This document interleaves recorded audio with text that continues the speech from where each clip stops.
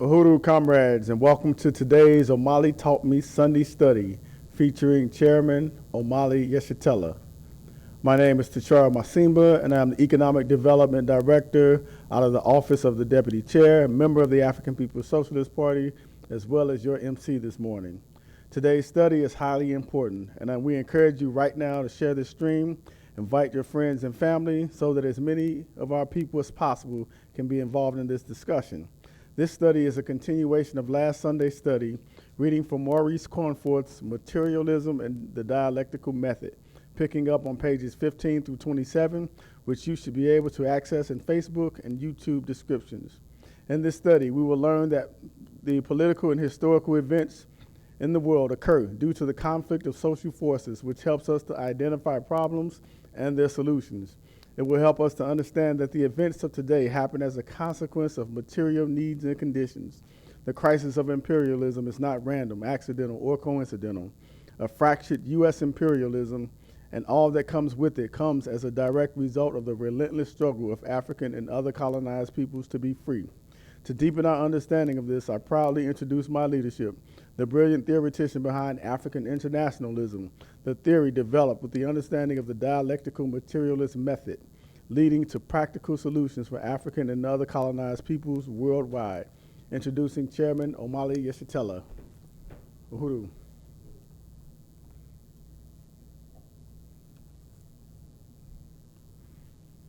Uhuru, brothers and sisters and comrades, welcome to the study this week. As it has been mentioned, we're going to continue looking at Materialism and the Dialectical Method, a book by Maurice Cornforth that was first published in the United States in 1953. And we have a lot of disagreements with Cornforth, as you will see as we move forward. The one thing being that Cornforth, in discussing dialectical and historical or dialectical materialism, characterized it as Marxism, or the Marxist way. But the fact is that dialectical materialism is simply a method of investigating and analyzing. And it's called historical materialism when we apply the method of analyzing and investigating society. Is characterized as historical materialism. And it is through this scientific process, so one of the reasons we appreciate it so much is a scientific process that was really developed by Marx, his friend Engels, and beyond that by other revolutionary forces who consider themselves Marxists or communists. But one of the things that makes it so important, it is a scientific method of looking at things, of apprehending things, of making analysis. And we use this process because it's scientific And we come to several really important differences with Marx. And I think that we have sometimes lazy people who characterize this as Marxism because they do not use the method of investigation and analyzing to come to conclusions of their own. Generally speaking, what we consider Marxism is more than just a method of investigation and analyzing, but it's also the conclusions that Marx came to. And we disagree with a lot of the conclusions that Marx came to. I mean, fundamental conclusion, but we came to different conclusions using the scientific method. I don't know. So I just wanted to say that. And so we'll see this over and over again, how Cornforth references the method of investigation and analyzing society or phenomena in the world. He characterizes this as Marxism.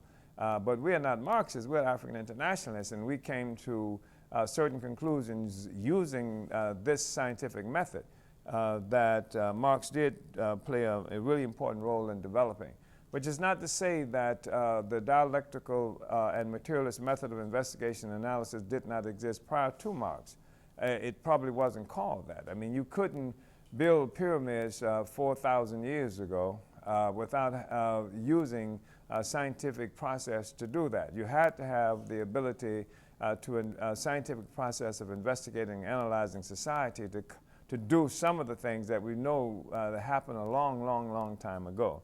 But I wanted to make that statement, and I think that one of the reasons we want to have this discussion is because in many ways the landscape, the political landscape today is barren, philosophically barren, that people do stuff and what they do seems never to be tethered to some position, some philosophical position.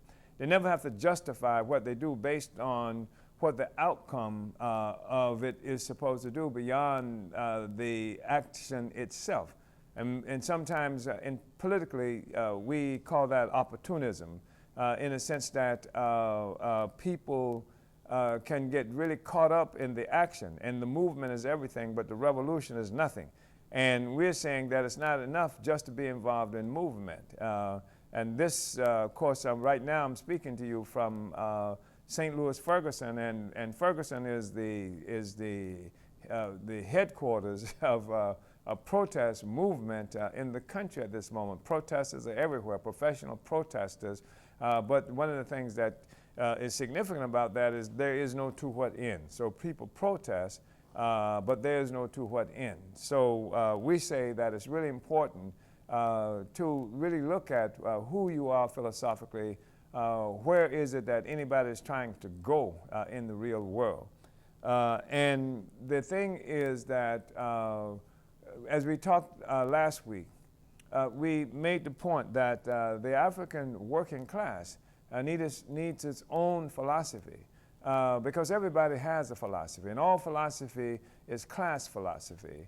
And the dominant forces in society are those forces which are responsible for creating and systematizing philosophy. They're representative of a particular class, and that's the ruling class, generally speaking. And most of the people are trapped with the ruling class approach to every question, how the ruling class sees things. So even though we may be looking at the world, generally speaking, what we're doing is looking at the world through the lenses of the ruling class. And if the working class that's oppressed by the ruling class and the system of the ruling class doesn't have its own philosophical outlook, doesn't have its own worldview, then we stand a chance, and most likely what we do is borrow our ideas and our philosophy from the ruling class. And that doesn't serve us in terms of making us free. Last week, we made several points, and I just want to say that that was in part one. We're looking at materialism. That's what we're doing today. The study itself is on dialectical materialism. Last week, we looked at part one was on materialism, and it began with a discussion of party philosophy. And I'm going to read just the brief introduction to that, and then we go to the second part of this discussion on materialism. And so the part one, just the intro to it, it reads, every philosophy expresses a class outlook, but in contrast to the exploiting classes, which have always sought to uphold and justify their class position by various disguises and falsifications, the working class, from its very class position and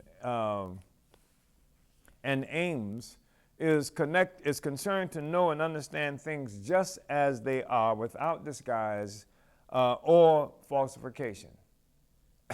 The party of the working class needs a philosophy which expresses a revolutionary class outlook. The alternative is to embrace ideas hostile to the working class and to socialism. This determines the materialist character of our philosophy. So this is how we opened up this discussion on last week. And of course, we went much further than that in the discussion. And what we're going to do now is go to part two. And the title of part two is Materialism and Idealism. It's important to recognize that, because when we talk about materialism, part of how we define imperialism is in opposition to idealism. Materialism and idealism are two opposing philosophical methods, so outlooks. So this is on page 15 of this text, and we start off by saying, and first of all, I also want to say that usually we haven't used Cornforth's book as the text that we will work from, because we do have the differences that I just mentioned earlier on with Cornforth. But the thing that we appreciate about Cornforth, one, is how the discussion is structured.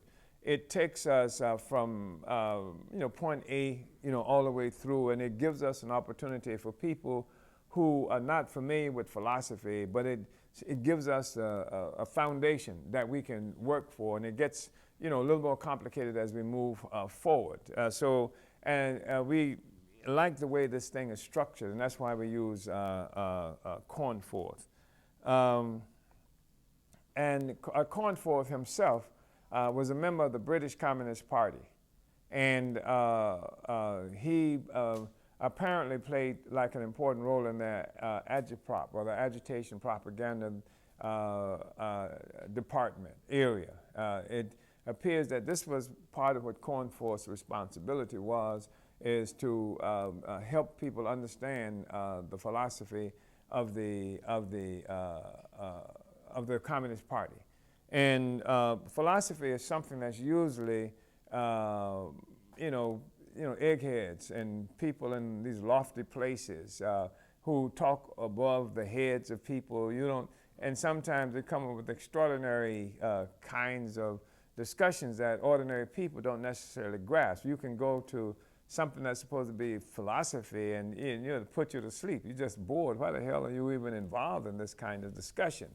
So it's been out of the reach of the working class, and it's mostly this stuff that again professors and bourgeois intellectuals engage in, and sometimes it's absurd, the kind of stuff that they grapple with or discuss, and it seems like as though often they have discussions, and that the discussions revolve simply around the discussion itself, and how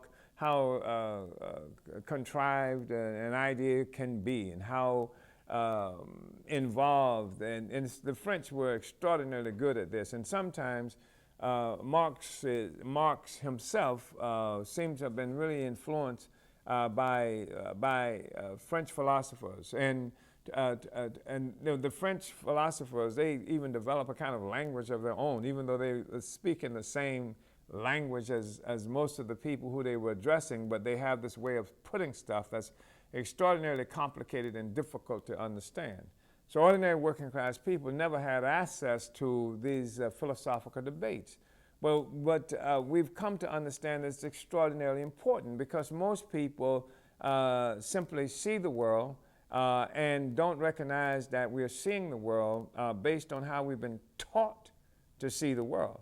And the way we've been taught to see the world is a consequence of our relationship to the social system itself. The dominant forces in society are those forces which develop and put forth the ideas that informs the people of that society. And as we said earlier on, the party not only of the working class, as in this kind of abstract way that he puts it, but certainly the party of the colonized African working class. The colonized African working class party needs a philosophy of its own. The colonized working class needs a philosophy of its own, because it is a philosophy that has to contend with the philosophy of the oppressor. And if you colonize does not have its own philosopher, if we don't have our own philosophy, what we do ultimately is borrow the philosophical outlook, the worldview of those who oppress us. That's just the way that works, because they are the ones who have systematized philosophy and worldviews and things like that. It's not like you find that colonized working class sitting around in libraries writing, these huge tomes and stuff like that. That's bourgeoisie and the leisure class and forces like that that end up doing these kinds of things. So I'm going to go ahead now to page 15, materialism and idealism. This is important to remember. When we talk about materialism, we could write materialism versus idealism. Materialism and idealism are defined essentially as opposed to each other in terms of a worldview, a philosophical worldview and outlook. So materialism is opposed to idealism, since while idealism holds that the spiritual or ideal is prior to the material, materialism holds that matter is prior. This difference manifests itself in opposed ways of interpreting and understanding every question, and so in opposed attitudes in practice. While idealism takes many subtle forms in the writings of philosophers, it is at bottom a continuation of a belief in the supernatural. It involves beliefs in two worlds, in the ideal or supernatural world over against the real material world. In essence, idealism is a conservative, reactionary force, and its reactionary influence is demonstrated in practice. Marxism adopts a consistent standpoint of militant materialism. We can say African internationalism does this. Materialism and idealism oppose ways of interpreting every question. Our philosophy is called dialectic materialism, said Stalin. Stalin wrote a pamphlet on dialectic materialism, because its approach to the phenomena of nature, its method of studying and apprehending them is dialectical, while its interpretation of the phenomena of nature, its conception of these phenomena, its theory is materialist.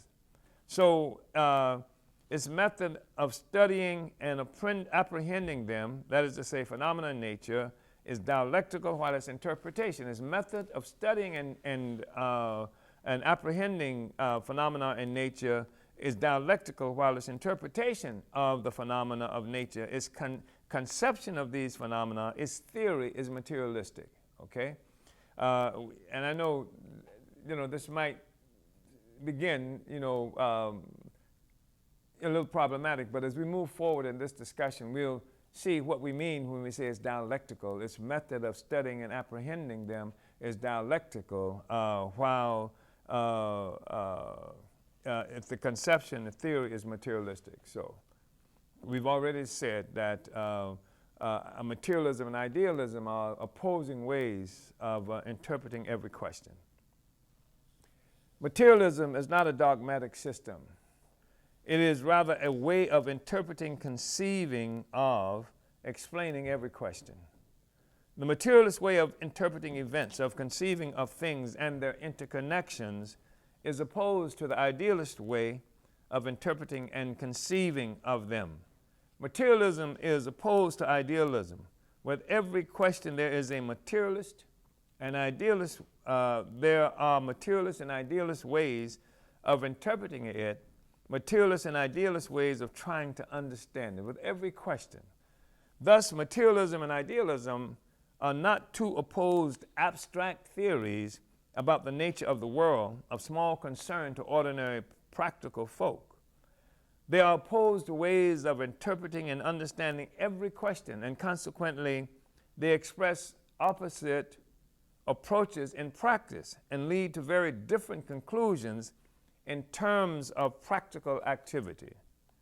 Nor are they, as some use the terms, opposite moral attitudes, one the high-minded, the other base and self-seeking. You know, because Madonna is a materialist girl, right? And, and you know, I mean, so the whole thing is that the way that the bourgeoisie talks about being a materialist means that you're just out for wealth, you know, just trying to hustle and get all the stuff, you know, and then idealism, they put it as high-minded and, you know, and that kind of thing. If we use the terms like this, we will never understand the opposition between capitalist and materialist conception.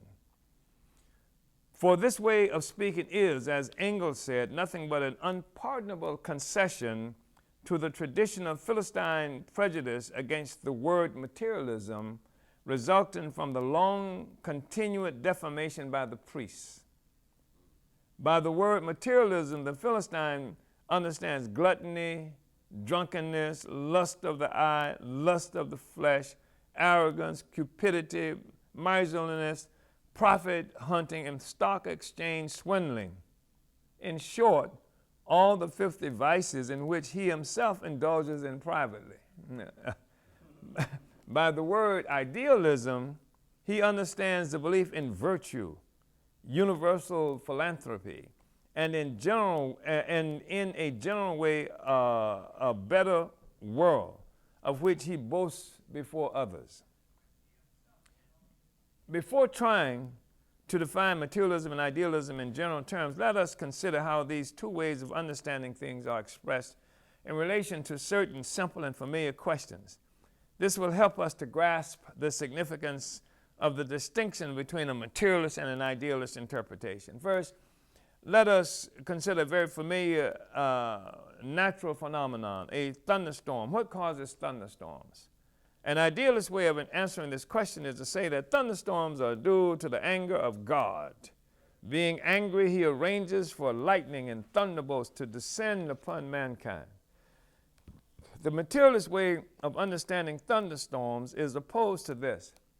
The materialists will try to explain and understand thunderstorms as being solely due to what we call natural forces. For example, ancient materialists suggested that far from thunderstorms being due to the anger of the gods, they were caused by material particles in the clouds banging against one another. That this particular explanation was wrong is not the point. The point is that it was an attempt at materialist as opposed to idealist explanation. Now, a great deal more is known about thunderstorms arising from the scientific investigation of the natural forces involved. Knowledge remains very incomplete, but at all events, enough is known to make it quite clear that the explanation must be on materialist lines, so that the idealist explanation has become thoroughly discredited. It will be seen that while the idealist explanation tries to relate the phenomena to be explained to some spiritual cause, in this case the anger of God, the materialist explanation relates it to material causes. In this example, most educated people today would agree in accepting the materialist interpretation. This is because they generally accept the scientific explanation of natural phenomena, and every advance of natural science is an advance in the materialist understanding of nature.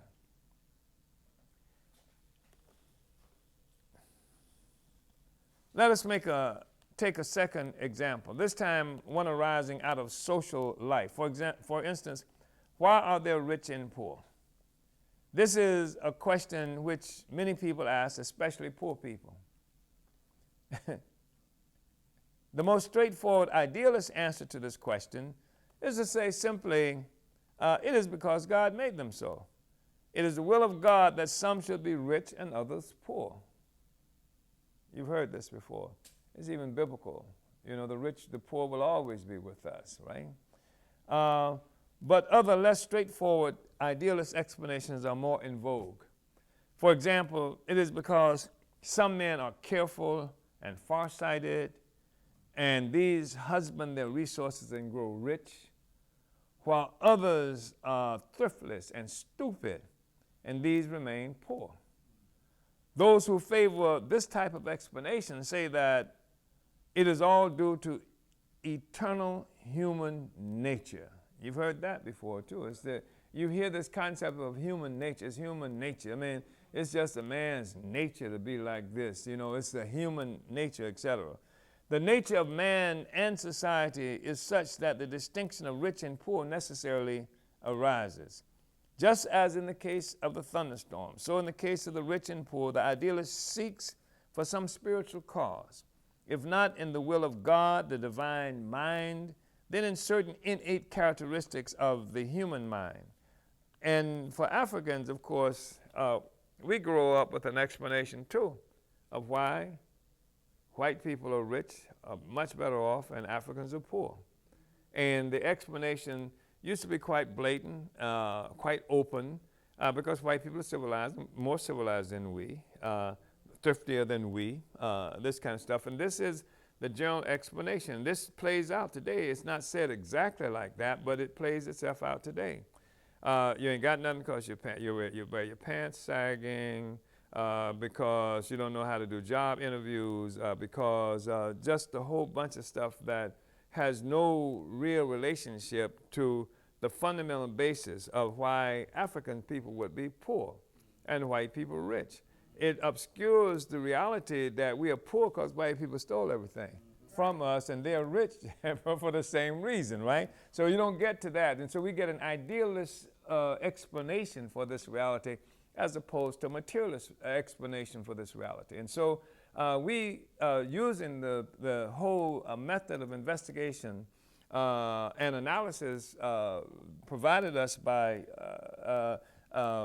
dialectical materialism, we become African internationalists. We examine the world using, from a materialist standpoint, and of course using the dialectical method as well that we'll talk about a little further on in this discussion. The materialist, on the other hand, seeks to reason in material economic conditions of social life.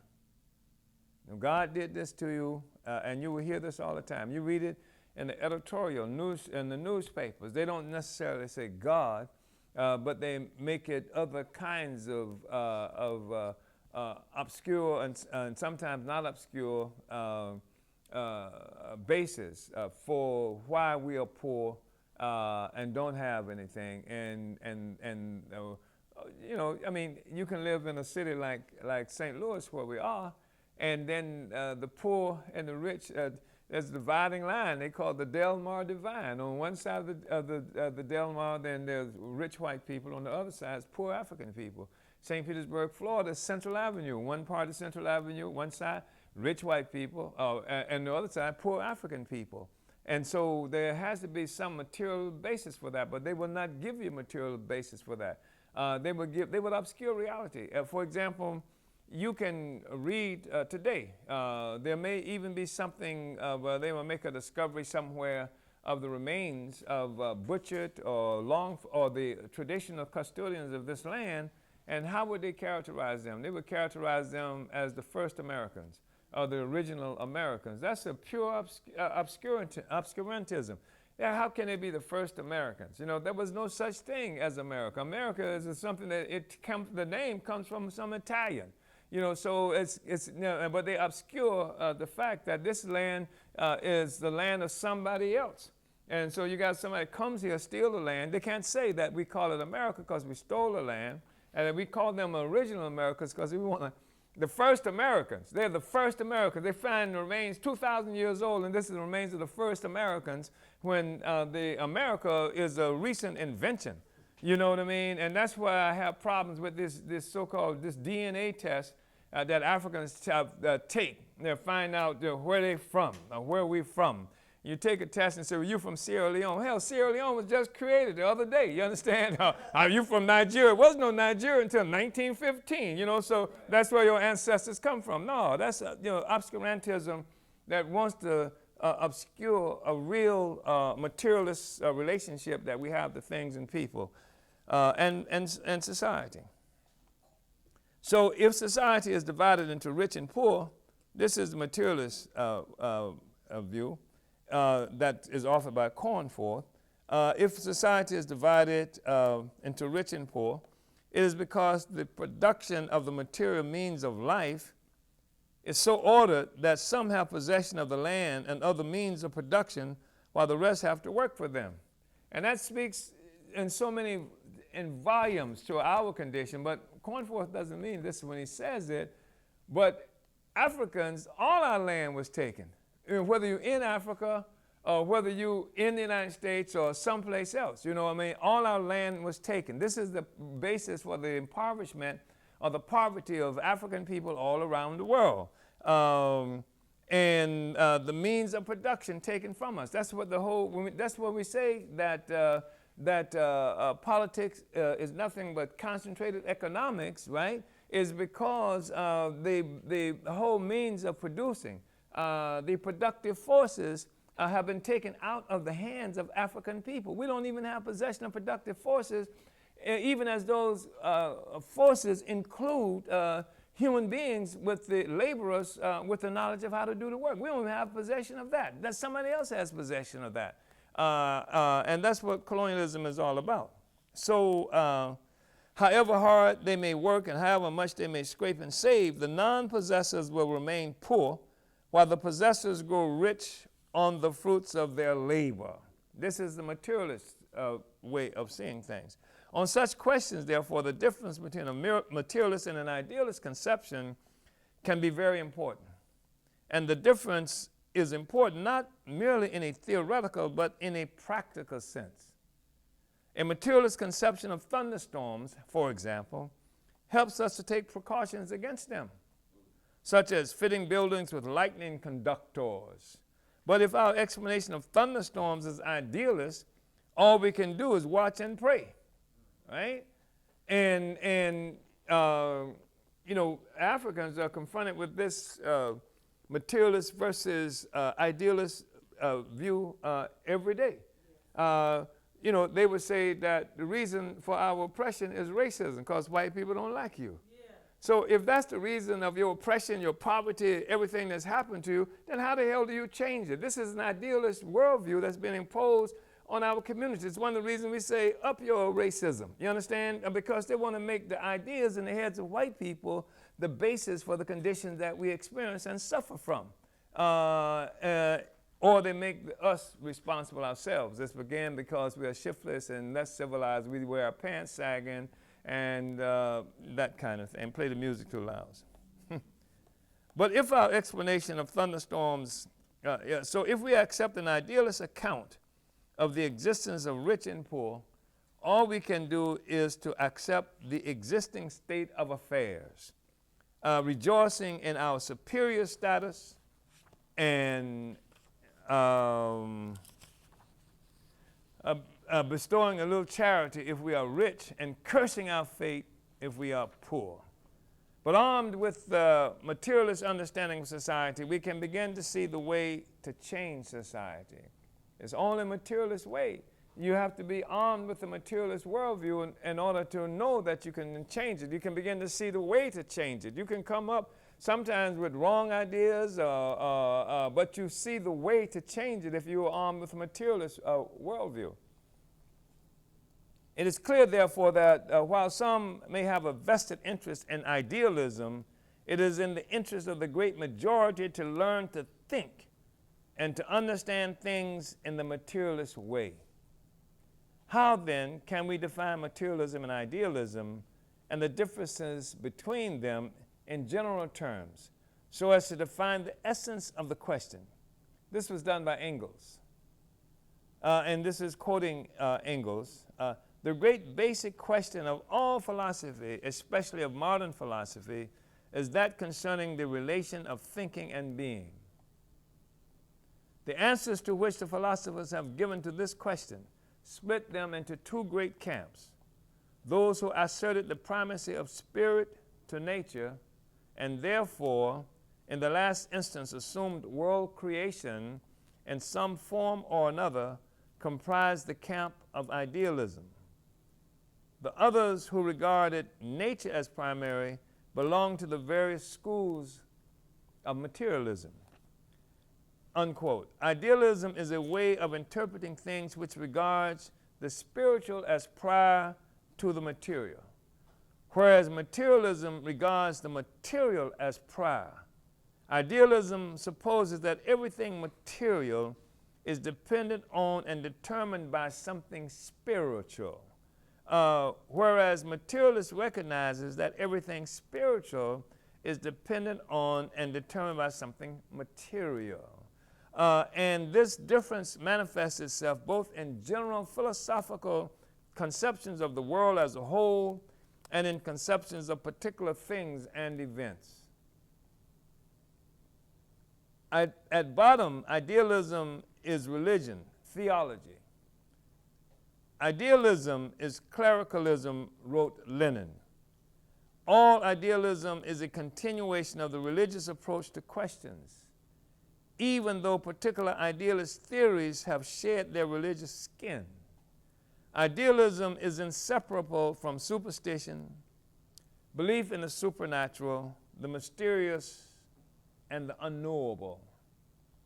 Materialism, on the other hand, seeks for explanations in terms belonging to the material world, in terms of factors which we can verify, understand, and control. The roots of the idealist conception of things are then the same as those of religion. To believers, the conceptions of religion, that is to say, conceptions of supernatural spiritual beings, generally seem to have their justification not, of course, in any evidence of the senses, but in something which lies deep within the spiritual nature of man. And indeed, it is true that these conceptions do have very deep roots in the historical development of human consciousness. But what is their origin? How did such conceptions arise in the first place? We can certainly not regard such conceptions as being the products of religion, as being the products as religion itself tells us of divine revelations, or as arising from any other supernatural cause, if we find that they themselves had a natural origin, and such an origin can in fact be traced. Let's go back. So we say, but what is their origin? How did such conceptions arise in the first place? We can certainly not regard such conceptions as being the products of as religion tells us of divine revelations, or as arising from any other supernatural cause, if we can find that they themselves have a natural origin, and such an origin can in fact be traced, right? Conceptions of the supernatural and religious ideas in general owe their origin, first of all, to the helplessness and ignorance of men in face of the forces of nature. Forces which men cannot understand are personified. They are represented as manifestations of the activity of spirits. For example, such alarming events as thunderstorms were, as we have seen, explained fantastically as due to the anger of gods. Again, such important phenomena as the growth of crops were put down to the activity of a spirit. It was believed that the corn spirit, it was the corn spirit that made the corn grow. From the most primitive times, men personified natural forces in this way. With the birth of class society, when men were impelled to act by social relations which dominated them and which they did not understand. They further invented supernatural agencies, doubling, as it were, the state of society. The gods were invented superior to mankind, just as the kings and lords were superior to the common people. All religion and all idealism has at its heart this kind of doubling of the world. It is dualistic and invents a dominating ideal or supernatural world over against the real material world. That's the struggle that you were dealing with, Comrade Kalambai, when we met. You ran smack dab into materialism on that march, on that march in Ferguson, and you were trying to make this idealist stuff that you had been taught, you know, how God and religion and stuff like that will see us through, and then we start talking about colonialism, giving it a material basis for what it was that you were experiencing, that took the energy and aspirations that for freedom and knowledge that took you to the church in the first place, that made you an evangelist in the first place. You took that energy and what have you, and then you have with a scientific explanation. You were standing up here yesterday talking all kind of stuff, boy, and shaking up a whole bunch of otherwise, you know, highly respected intellectuals, right? Because even these intellectuals had a philosophical worldview that was essentially idealistic, even though they didn't use religious terms or anything like that. But they were anti-racist. They based their politic on idealism. Their worldview was idealistic. You are on with African internationalism, which is based on historical materialist analysis and investigation and analysis of the world. And when we met, you know, and that's why you had to struggle with it, you know, because and this is real deal, because what happens is that while people often talk about the white man's religion, right? The white man's religion is responsible for this, so we need to have the black man's religion. So white people's idealism is worse than black people's idealism, you know, but you still got damn idealism. I don't care how you look at it, you know. We need a black Christmas, black Santa Claus as opposed to a white Santa Claus. We have the black Christmas. We have, what is that thing they call Kwanzaa, you know, except we have to have our own red, black, and green idealism is what we have to have, right? And so you still end up with idealism, right? And which keeps you from getting to the material world that is the basis of the contradiction that you have to deal with. But you want to change the world. You want to change stuff. That's the thing that sent many of the best people into the damn religion in the first place. People did that because they want a better world, they want to be better people, and they want to find a better world. And so they give you a fanciful explanation of reality. I saw some time ago, many years ago, I saw a documentary on Cuba. It was an anti-Cuban, anti-communist documentary, but it was really interesting because they showed how before the success of the Cuban Revolution, the churches were filled. And you see all these poor people in church, all these black people in church in Cuba. And then after the revolution, people stopped going to church, right? Only people you found in church was other white people who had previously been wealthy in Cuba.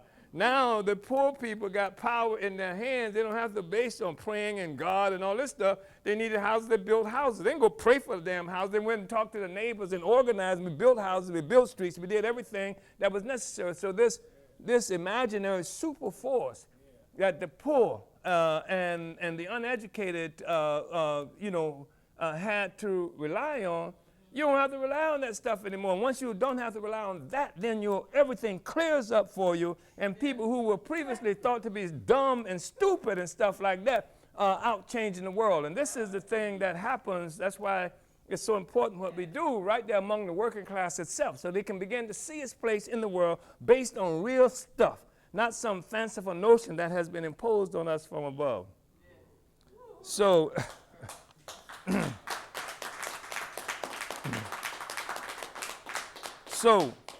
very characteristic of idealism are such antitheses as soul and body, God and man, the heavenly kingdom and the earthly kingdom, all forms and ideas of things grasped by the intellect, and the world of material reality perceptible. And let me see this by the senses. Very characteristic of idealism are such antitheses as soul and body, God and man, the heavenly kingdom and the earthly kingdom, the forms and ideas of things grasped by the intellect, and the world of material reality perceptible by the senses. So this has been put forth as antitheses, right? They're separate from each other, right? They oppose more or less. So this doubling of the world is carried to its further limits in subjective idealism. It's another form, another expression of idealism.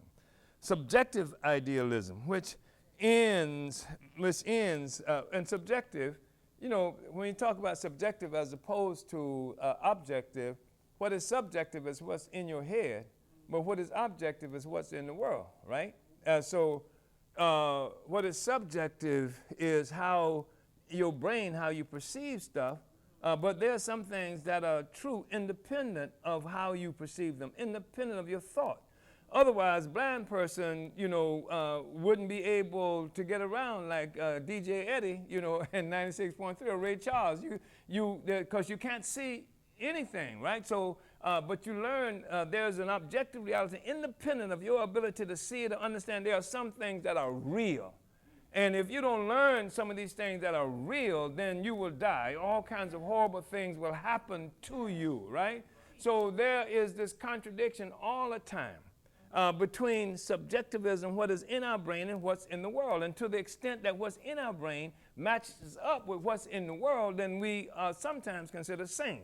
But if you are this place where what's in your head is out of touch with everything that's in the world, people put you in straitjacket and put you in little rubber rooms and stuff and call you crazy, right? But there must be this relationship between thinking and being, right? And that's, so anyway, so we have, they say, this doubling of the world is carried to its furthest limits in subjective idealism, which ends by regarding the material world as a mere illusion and asserts that only the non-material world is real.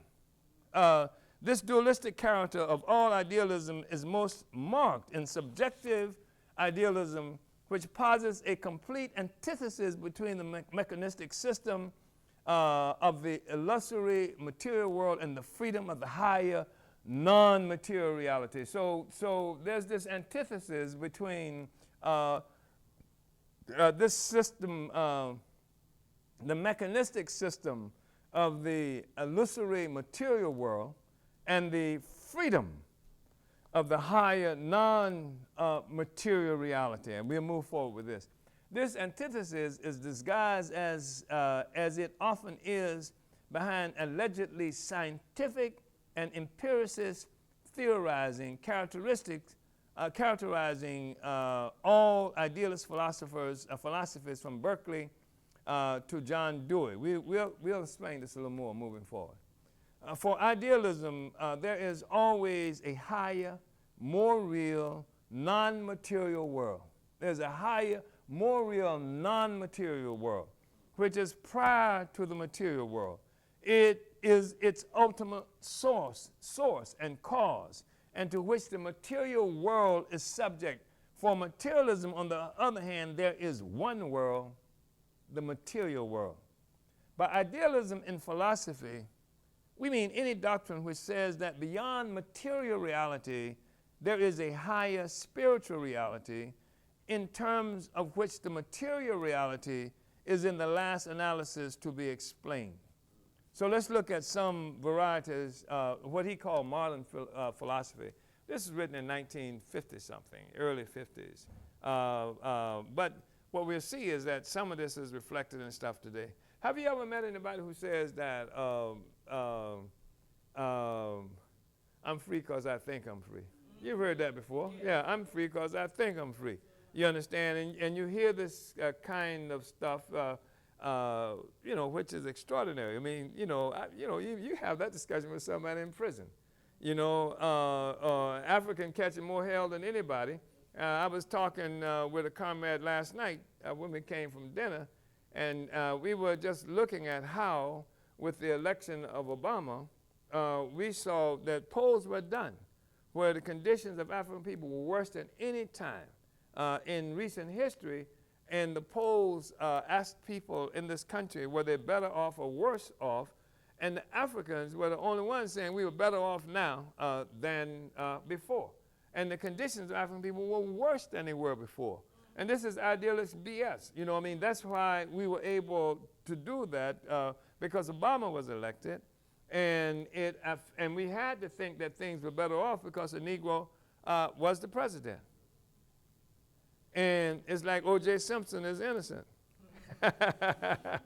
And we had to think that he was innocent, in part because we wanted him not to go to jail for killing them white people.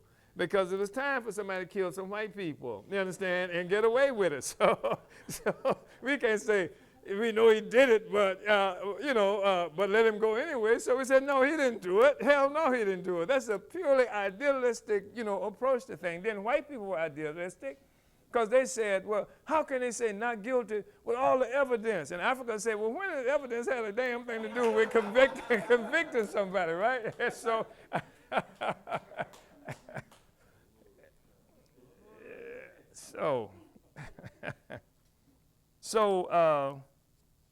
let me see, where was I? Say it again? Oh, I'm sorry, okay. So for idealism, we said there is a higher, more real, non-material world which is prior to the material world. It is its ultimate source and cause, as to this non-material world, and to which the material world is subject. For materialism, on the other hand, there is one world, the material world. By idealism in philosophy, we mean that any doctrine which says that beyond material reality there is a higher spiritual reality, in terms of which the material reality is, in the last analysis, to be explained. Then we looked at what they call some varieties of modern philosophy, and then at this point a few observations may be useful concerning some characteristic doctrines of modern bourgeois philosophy. For nearly 300 years there has been put forward a variety of philosophy known as subjective idealism. This is one of the problems we have also with Cornforth, because he's talking about something that happened for nearly 300 years, that this has been happening in philosophy, but hell, white people, just made it on the scene. Philosophy has been here for a very long period of time. That's why people go back and looking at Egyptian books of the dead and all this other kind of stuff, because philosophy has been around for a long time. But he's talking from the experience of Europe, and that's helpful for us too, because our introduction to many of these questions is due to our introduction to European imperialism, etc. So we need to know this guy. We need to know how he thinks and what is the basis for how he has come to certain kinds of conclusions about us, and it's helpful for us to know what we're working with. I like that. I like to know even people who I disagree with. I like to know the philosophical basis for what they're saying, because then at least you got something against which you can make your arguments. You understand? If you're dealing with them and struggling with them, as opposed to somebody, I distrust and don't like people who pretend not to act like they don't have any belief system.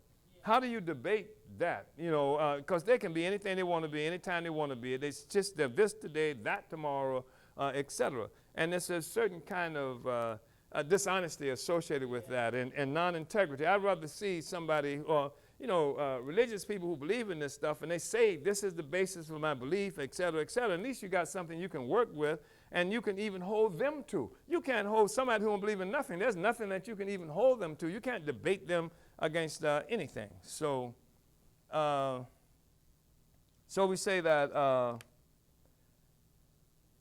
so for nearly 300 years, this is 300 years, there has been put forth a variety of philosophy known as subjective idealism. I'm trying to see where I am. I'm going to have to be expeditious, comrade. This teaches that the material world does not exist at all. Nothing exists but the sensations and ideas in our minds, and there is no external material reality corresponding to them. Now, that might sound crazy, but I've known people who made this kind of argument, right? you say this is real, but it's not real. The only thing that's real is what I think is, I think about this. This is what makes stuff real.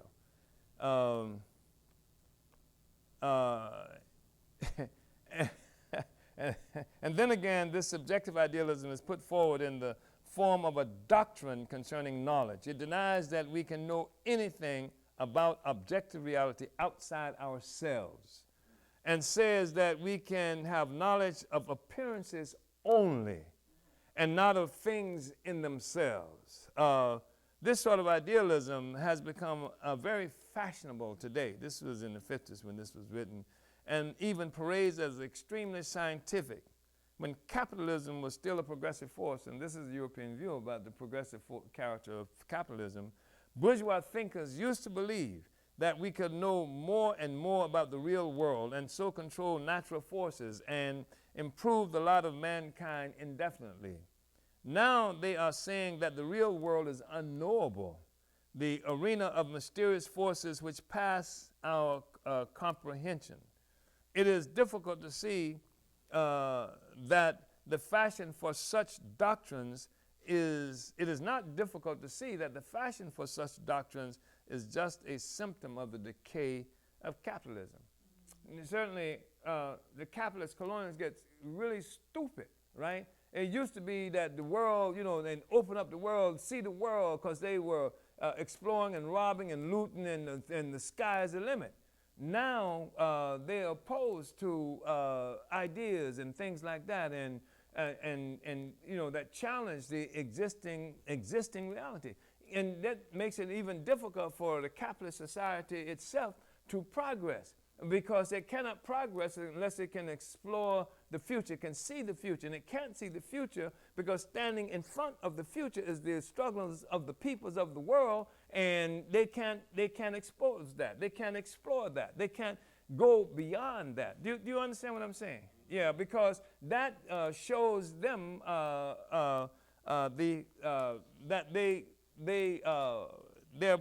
ability to be here is coming to an end. In fact, it's really interesting that you will discover that the crisis of imperialism like this, you hear more and more discussions about the end of time. You hear this, the end of time. This is the end of time. And you're right, it's the end of your time, you understand? And they can't see anything beyond that. And that's the crisis of imperialism. We have seen that at bottom, idealism always believes in two worlds, the ideal and the material, and it places the ideal prior to and above the material. Materialism, on the other hand, knows one world only, the material world, and refuses to invent a second imaginary superior ideal world. Materialism and idealism are irreconcilably opposed, but this does not stop many philosophers from trying to reconcile and combine them. In philosophy, there are also various attempted compromises between idealism and materialism. One such attempted compromise is often known as dualism. Such a compromise philosophy asserts the existence of the spiritual as separate and distinct from the material, but it tries to place the two of them on a level. Thus, it treats the world of non-living matter, the table, the rock, etc., in a thoroughly materialistic way. This, it says, is the sphere of activity of natural forces, and spiritual factors do not enter into it and have nothing to do with it in any way. So they'll concede the wall, the trees, the rocks, the pavement, and stuff like that is material reality. But when it comes to mind and society, here says this philosophy is the sphere of activity of spirit. Here it maintains we must seek explanations in idealist and not in materialist terms. Such a compromise between materialism and idealism therefore amounts to this: that with regard to all the most important questions concerning men, society, and history, we are to continue to adopt idealist conceptions and to oppose materialism. Africa cannot stand that. Africa cannot move forward, cannot survive off that. Juju will not help us a damn bit. We got to have science. We got to pave streets. We got to kill the mosquito. We got to cure malaria. We got to, just do all kinds of things to grow our society as Africans in the world. And they would have us, with spooks and juju and other kinds of things like this. Another compromise philosophy is known as realism. In its modern form, this philosophy has arisen in opposition to subjective idealism. Remember subjective idealism? So the realist philosophers say that the external material world really exists, independent of our perceptions, and is in some way reflected by our perceptions. In this, the realists agree with the materialists in opposition to subjective idealism. Indeed, you cannot be a materialist unless you're a thoroughgoing realist on the question of the real existence of the material world. But merely to assert that the external world exists independent of our perceiving it is not to be a materialist. For example, the great Catholic philosopher of the Middle Ages, Thomas Aquinas, was in this sense a realist. And to this day, most Catholic theologians regard it as heresy to be anything but a realist in philosophy. But at the same time, they assert that the material world, which really exists, was created by God. Okay, they say, okay, there is a material world, but God created it, right? And it's sustained and ruled all the time by the power of God, by a spiritual power. So far from being materialists, they are idealists. As for modern realism, it concedes to materialism the bare existence of matter, and for the rest is ready to concede everything to idealism. Moreover, the word realism in such is much abused by philosophers. So long as you believe that something or other is real, you may call yourself a realist. Some philosophers think not only is the world of material things real, but that there is also outside space and time a real world of universals, of the abstract essence of things. So these call themselves realists. Others say that although nothing exists but the perceptions in our mind, nevertheless, these perceptions are real, right? So these call themselves realists too. All of which goes to show that some philosophers are very tricky in their use of words. The basic teachings of materialism in opposition to idealism. I want to quickly run through this. In opposition to all the forms of idealism and of tricky compromises between materialism and idealism, the basic teachings of materialism can be formulated very simply and clearly. To grasp the essence of these teachings, we must also understand that what are the main assertions made in every form of idealism. There are three such main assertions of idealism. One, idealism asserts that the material world is dependent on the spiritual. Two, idealism asserts that spirit or mind or idea can and does exist in separation from matter. The most extreme form of this assertion is subjective idealism, which asserts that matter does not exist at all, but is pure illusion. Three, idealism asserts that there exists a realm of the mysterious and the unknowable above or beyond or behind what can be ascertained and known by perception, experience, and science. You remember the story of Frankenstein? Was it Shelley? Was it Shelley who wrote that? Anybody remember? Yeah, Mary Shelley, yeah. And you remember the great crime that Frankenstein created? Anybody remember? It's the same crime that Eve and Adam committed, messing with the tree of knowledge, right? And so Frankenstein, he goes so far as to think he can actually create life, right? And this is, only God can create life. This guy's going against God actually trying to create life. And so this is the real offense. This is why the monster goes crazy, does all these kind of things. It shows that the limitations of science. You can only go so far messing with this science. Other stuff is the realm of God. This is the, and this is the whole idealistic, like perception of things. And so we say that the basic teachings of materialism stand in opposition to these three assertions of idealism. One, materialism teaches that the world is by its very nature material, that everything which exists comes into being on the basis of material causes, arises and develops in accordance with the laws of motion of matter. You know what the laws of motion of matter, you know what the study of motion of matter is called, don't you? Say it again. Physics, yeah. Materialism teaches that matter is objective reality existing outside and independent of the mind, and that far from the mental existing in separation from the material, everything mental or spiritual is a product of material processes. And when we say the material is superior here in this instance, and because you've heard mind over matter, mind over matter. Well, you've seen perhaps the thing say, I think, therefore I exist, right? But the reality is that the mind itself is a product of matter developed to its highest extent. And what is that matter? The brain. The brain is matter, material. And you can end this debate with any idealist around this question by handing them a gun and say, shoot yourself in the head and then tell me what you think about it. What do you think about that, right? Materialist 3, materialism teaches that the world and its laws are fully knowable, and that while much may not be known, there is nothing which by nature is unknowable.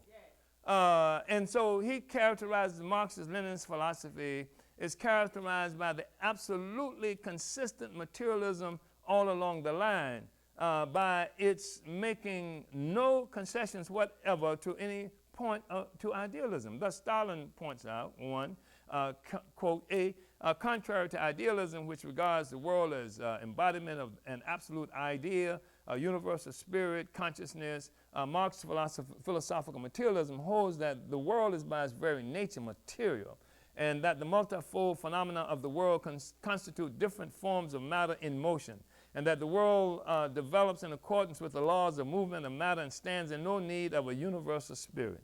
B, contrary to idealism, which asserts that only our mind really exists, the Marxist materialist philosophy holds that matter, nature, being, is an objective reality existing outside and independent of our mind.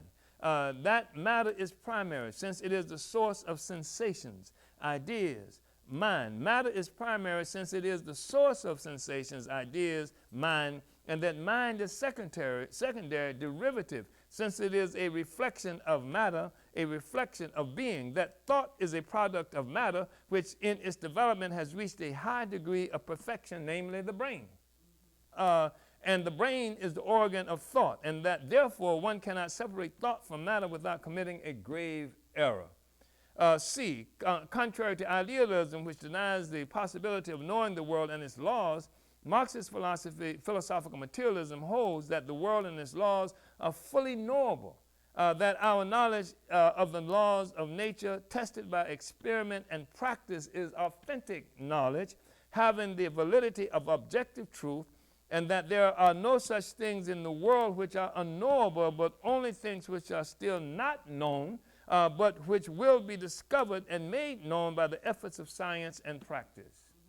You can't concede that there's stuff you just can't know.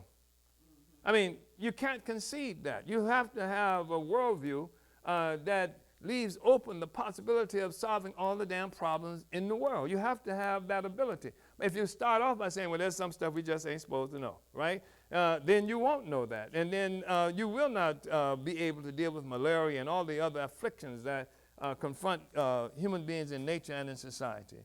As was pointed out above, the opposition of materialism and idealism, which has now been stated in the most general terms, is not an opposition between abstract theories of the nature of the world. It is, but is an opposition between different ways of understanding and interpreting every question. That is why it is of such profound importance. Let us consider some. I'm looking at the clock because, our conference begins within a few minutes. Let us consider some of the very practical ways in which the opposition of materialism and idealism is manifested.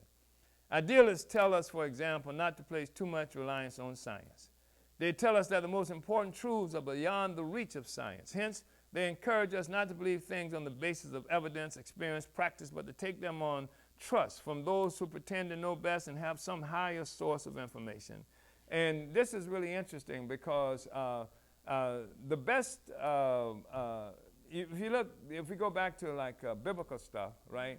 The great sin that put everybody in trouble, that's been the cause of every affliction in human society, is eating from the tree of knowledge. Not just from a damn tree, but the tree of knowledge, the tree of knowing something, the tree of being able to discover. And then you have this ongoing argument by people who will tell you that that the basis of their belief in God is what they cannot understand. Yeah. They say, well, if there is no God, then how do you explain the moon, or things going up instead of down, or I mean, all these kinds of things. And so, in other words, if I don't know the answer to these questions, then there must be a God. And and that places such severe limitations on just human expectations and aspirations and what have you, and it denies us the ability to even look for a greater kind of truth. And how's that? Yeah, it is. But the base, and in fact, if you're a Christian, the highest virtue is faith. And not evidence. If you start looking for evidence and whatever, you're like Thomas. Let me see the holes in your hand and your feet. You remember the biblical Thomas? This guy said, I just came back from, yeah. So, if you was dead and they nail you on the cross, I want to see the holes in your hands and your feet too, because I want the evidence. I want the material evidence. But faith is more important than evidence in the Christian belief. If you have faith without any evidence is the thing that gives you great virtue, etc. So ignorance is something that's really raised to the heights and what have you, and we are opposed to ignorance. In this way, idealism is a very good friend and standby of every form of reactionary propaganda. It is the philosophy of the capitalist press and radio. It favors superstitions of all sorts, prevents us from thinking for ourselves and taking a scientific approach to moral and social problems. Listen, go to any supermarket, go through the checkout lines, see what you see in the checkout lines. Elvis discovered on the moon. These pamphlets and stuff like this, stuff that feeds garbage to the working class. You will not find a comic strip in the New York Times. You will not find a comic strip in the Wall Street Journal. You will not find horoscopes in the New York Times, Wall Street Journal, anything that's for the upper class. It's only the working class that they want to keep mired in this kind of stuff. And when you go, like I said, go through the supermarket. Two-headed goat found on the moon. I mean, this kind of stuff is what they feed the working class all the time, keep us mired in this kind of stuff. While the bourgeoisie, you have to leave town to get a damn Wall Street Journal or New York Times. I mean, you can't find this kind of stuff in the African community. And this is just a basic reality that we're confronted with, because they want to keep us mired in superstition, find out what your really number is, your lucky number is, and stuff like that. This kind of stuff, while the bourgeoisie is reading, and I was having a discussion last night, we were talking about how shallow some newspapers that we had looked at, New York Times and stuff like this, shallow and shallower every day. And while the Wall Street Journal, at least you can find something, and you can find it in the Wall Street Journal. You know why? Because it's written for the bourgeoisie, and the bourgeoisie has to know what the hell how the world is working. And they can put this stuff out in plain daylight. Who among us reads the Wall Street Journal? Who among us reads Foreign Affairs? They got it in the damn bookstores, but we go there, we would not look for Foreign Affairs or anything like that. They heap the stuff right in plain sight. This is the bourgeoisie speaking to itself. No cartoons, no comic strips, no horoscopes, none of this stuff that keeps people mired in superstitions and the rest of and idealism.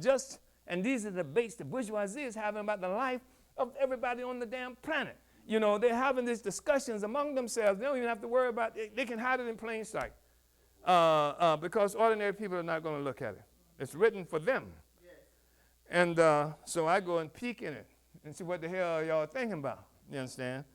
So again, idealists tell us that the most important for us all is the inner life of the soul.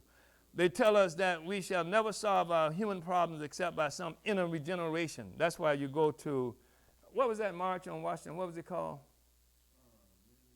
What was it called? Come on. Come on. It was yeah.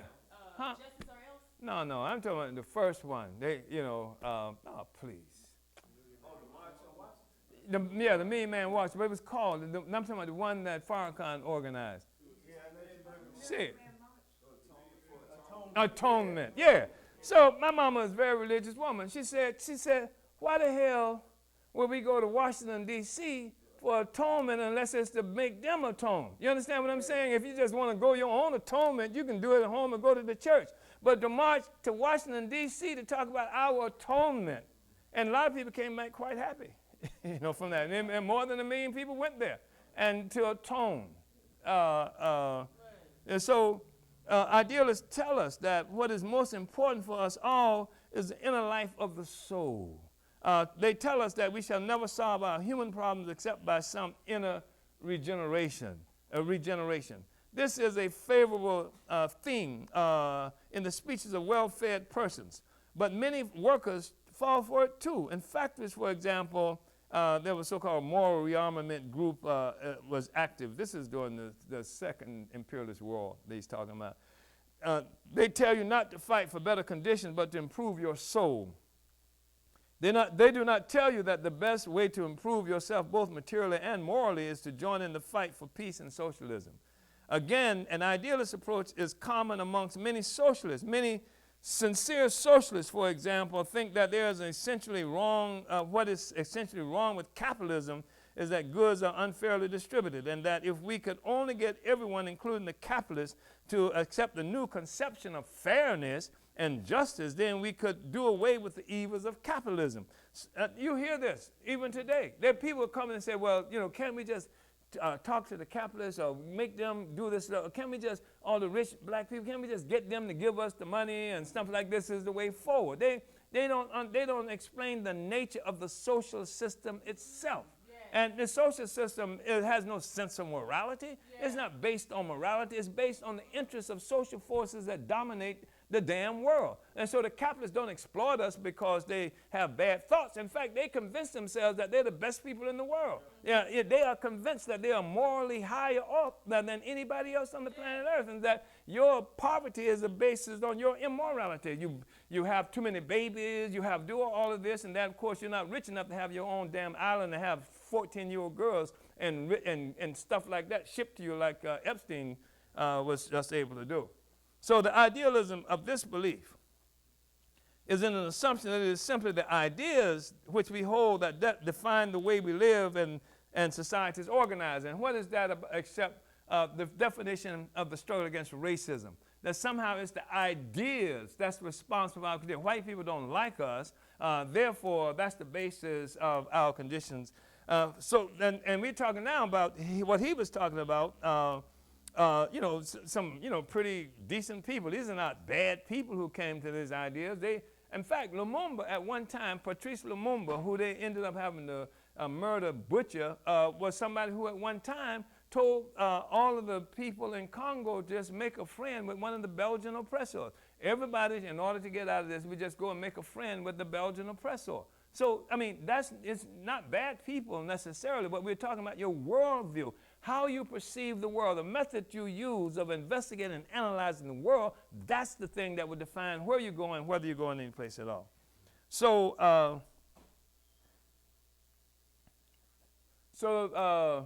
we say that the idealism in this belief lies in the assumption that it's simply the ideas which we hold that determines the way we live and the way society is organized. Those who think in this way forget to look for the material causes.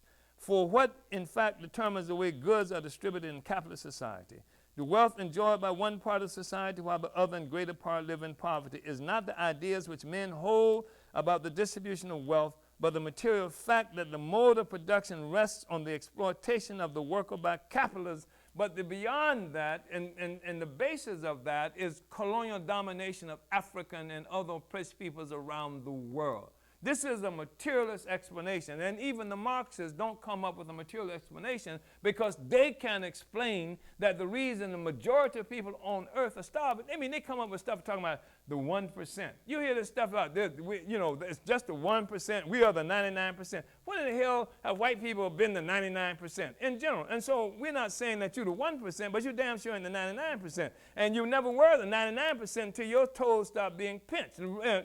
it was usually us who were on the bottom, and so they come up with this idealist explanation. Now we're all in this together. It's just like that when the tower came down, you know, everybody. I never knew white people knew the lyrics to "We Shall Overcome" until that damn tower. Then you have the white people and the black people. We shall overcome. Please. Now,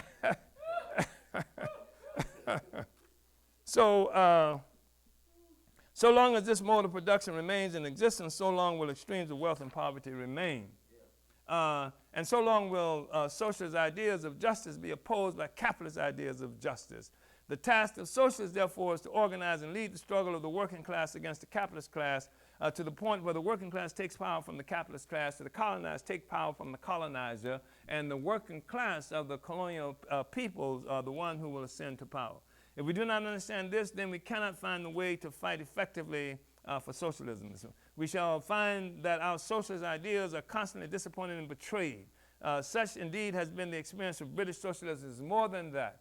If you can't condemn parasitic capitalism, I'm not talking about, as Lenin talked about, how capitalism became parasitic at a certain stage in development going toward imperialism. We say capitalism started parasitic. Capitalism was a birth born by imperialism and not the other way around. If you can't condemn, you're not doing me any favor when you're talking about how bad capitalism is. You got to say how bad parasitic capitalism that rests upon a foundation of slavery and colonialism and the ongoing domination of the people around the world. How in the hell can you have a situation today where people extolling capitalism and say communism has failed, socialism has failed, look at Venezuela, look at this and that, when the fact of the matter is the whole world lives under capitalist domination. And if you look at the whole world, 80% of the people on the whole world are trying to survive off $10 or less a day. That's the capitalist world that we're looking at, not the communist world, not the socialist world.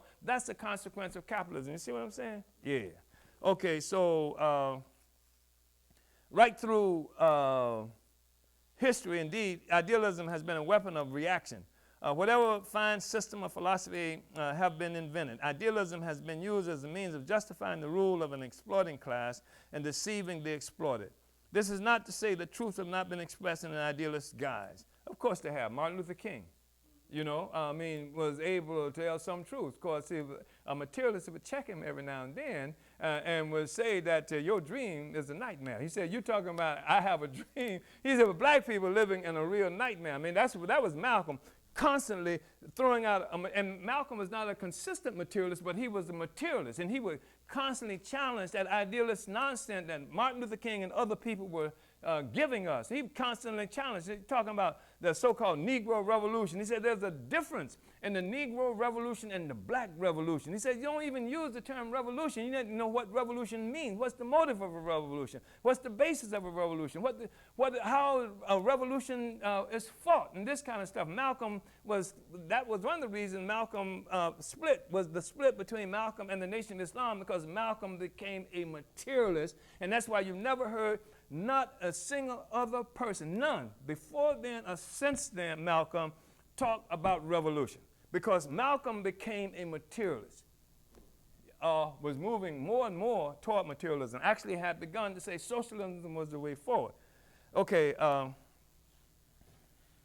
so this is not to say that truths have not been expressed in an idealist guise. Of course they have, for idealism has very deep roots in our ways of thinking, and so men often clothe their thoughts and aspirations in idealist dress. But the idealist form is always an impediment, a hindrance in the expression of truth, a source of confusion and error. I'm trying to see. I'm going to page 26 now, and this guy is confused here, where he says Marxists, as the organized vanguard of the working class, fighting to end all exploitation of man by man and to establish communism, have no use for idealism in any form. And certainly, Marxists are not the damn vanguard of the working class. We know that for sure. Here, for example, are some of the ways in which Lenin expressed himself on this question. Quote, the genius of Marx and Engels consisted in the very fact that in the course of a long period, nearly half a century, they developed materialism, that they further advanced one fundamental trend in philosophy. Take the various philosophical utterances by Marx, and you will find an invariable basic motif. This insistence upon materialism and contemptuous derision of any obscurantism, of all confusion and all deviations toward idealism. Marx and Engels were partisan in philosophy from start to finish. They were not from start to finish. I mean, and we're going to look more and more in this whole discussion, because right now we're just talking about materialism more or less and versus idealism, but we're going to move with this. We'll learn some things, and then when we go to the whole question of dialectics versus metaphysics, then we'll see, other things that we'll see how and why we can't be African internationalists. Because it's not good enough. I don't like to just tell people things. I like also to say how I came to this conclusion. If you read any of the political reports, I mean, I've spent a lot of time trying to explain how I came to the conclusion so people can check me. So you can check me. You use the same. You can look at how I came to this conclusion. You say, I don't like the method you use. Or you can say, I used the same method and I didn't come to that conclusion. You can have the ability to check me. You understand? And that's what we want to be able to do. So the idealists, et cetera, including, well, anyway, I'm going to pass that. It's not any value to us.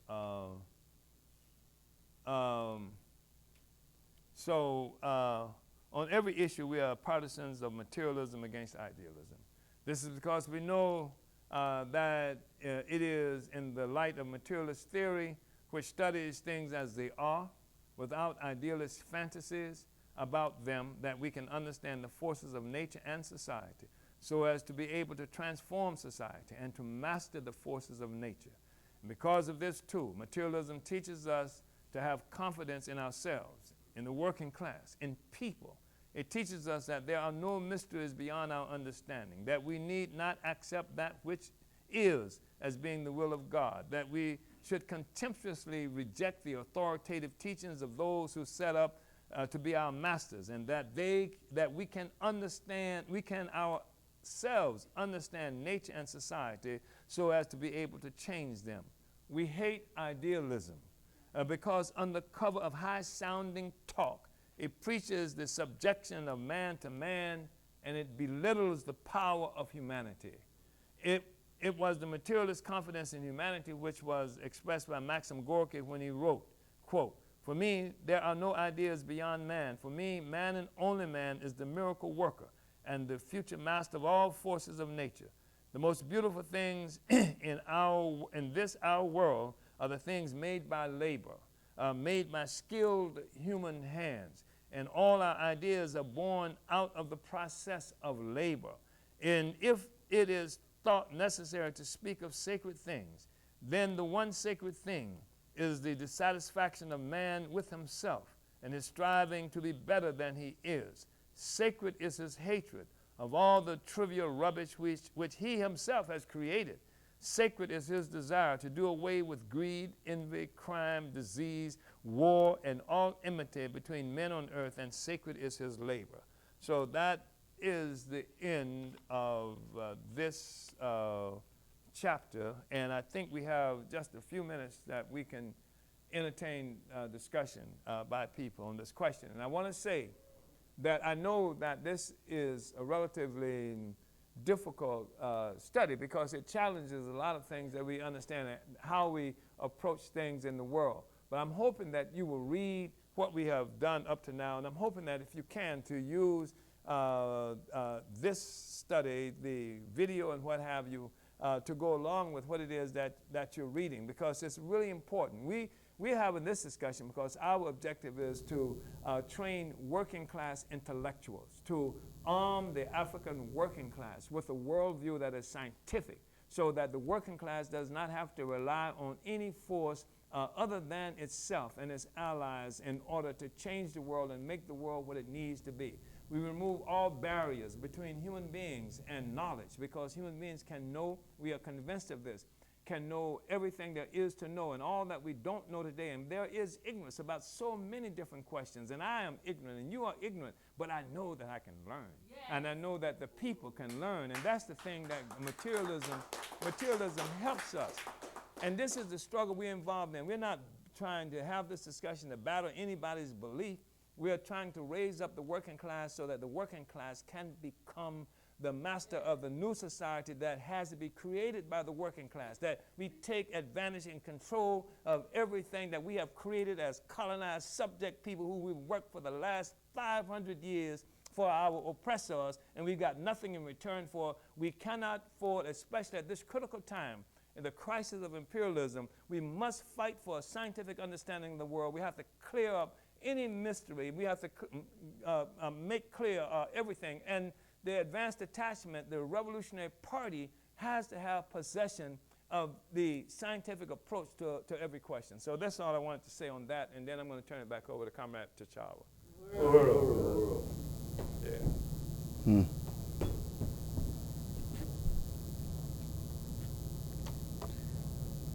All right, Uhuru, let's salute our leadership, Chairman Omali Yeshitela.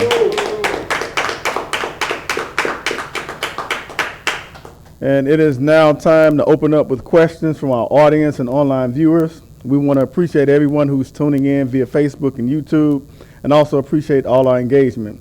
Please continue to invite your friends and family to the study and share widely on all your social media platforms. And please continue to submit questions. So I want to start off with some comments that we have. Well, first, I'll acknowledging the people, the different places we have people tuning in from. We have people tuning in from Rotterdam, Netherlands, Philadelphia, Pennsylvania, St. Petersburg, Florida, Clearwater, Florida, Miami, Florida, Boston, Massachusetts, London, UK, Indianapolis, Indiana, Toronto, Canada, New Jersey, St. Louis, Missouri. So we have, what's that? And Lagos, Nigeria as well. Nana Ya comments, Uhuru Chairman and everyone watching from the colonized city of Philadelphia, long live Comrade Omali Yeshitela. Long live. Long live. And yeah, we do want to acknowledge the viewer from Lagos, Nigeria as well. So it looks like we have a question from the audience. Uhuru, I think it's a statement, but I just really want to appreciate this study. And my name is Columbayi Antoinette, and I'm here. I'm from St. Louis, Missouri. And I just really appreciate this because this was one of the biggest drawbacks for me when I first met the movement, because I come from Christianity and I was an evangelist in the church, and this was very challenging because it went against everything that I felt that I knew. But what I did know is that I was tired of catching hell, and I was tired of people that come from where I come from catching hell. And the only thing that I had been given to the point that I had met you at that march is the Bible in 66 books. And I was very limited. And I remember even before Mike Brown dying, even with Christianity, I became frustrated, hitting brick walls, frustrated with just being able to try to like sum up my life or what I was seeing currently in the world with the Bible. I can't even explain it, but I became very frustrated to the point that I had started going to like seminary school and like studying with white people and listening to Bach radio and like Chip Inquam and just people that like, was deepened in just an emotional affair at church, because I seen that just going to church and having this emotional fit was not going to help me go home. And so when I met the movement, I was so drawn to like being able to have answers that were pushing these walls that I had hit. And so I just, I find this as so liberating. This theory and being able to understand that I can know whatever it is that I need to know. And so once I got past the fear that had been given to me by Christianity, because the reason why I didn't want to know the answers is fear. Yeah. So when I got over the fear of it, I started saying, okay, well, how do I explain I had a heart attack at 29? Yeah. And from that point, I had said, well, I wouldn't be here if it weren't for God. And so I started saying, well, I can understand why. So I started digging into my psyche of, what led what led me to having a heart attack. In science, I understood why I had it. And then what was I doing? How did my life change afterwards to understand, like, how I got up out the bed? You know what I'm saying? That I, myself, made a conscious decision that I wanted to live and I was going to change the things that I was doing that led me there, you know, in a material way. And I did something to, you know, to get that result. And even like understanding like why my brothers was murdered. So it was so liberating. So get beyond the fear. I just want to challenge anybody that come from the place that I come from with Christianity and, you know, like thick in the Christianity, like not no little Bible thumpers, like generation of generation, you know what I'm saying, of Christianity. My grandma, her last name was Freeman, and she was part of the first, you know, the first people that started the Church of God in Christ. Like when it was the Underground Railroad, like when the church split, because that's what happened with Church of God in Christ and Apostolic, like they split. And she was part of that split, and so, and then that was passed on to me.